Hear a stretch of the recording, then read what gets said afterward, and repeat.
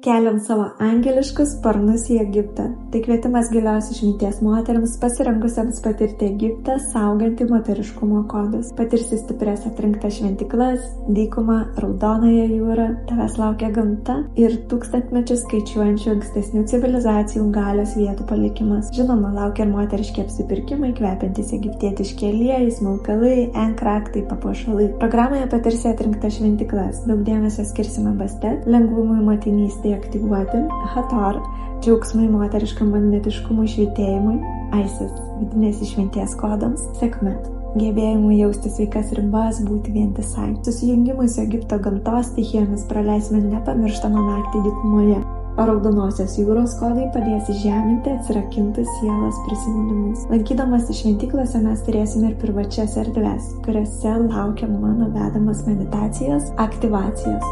Egiptas tai dažnis. Ši kelionė sudėliota taip, kad atsirakintum kodus saugomas tavo sielos bibliotekoje. Ši kelionė moteriams, kurios kuria iš intuicijos ir nori girdėti ją dar aiškiau. Programa kviečia į pilnas grožio energijas. Tyrinėsime šventiklas, kuriuose senaisiais laikais energijų valdymo mokėsi didžiosios prystesės, vedlės žynės, tokias kaip Marija Magdalena.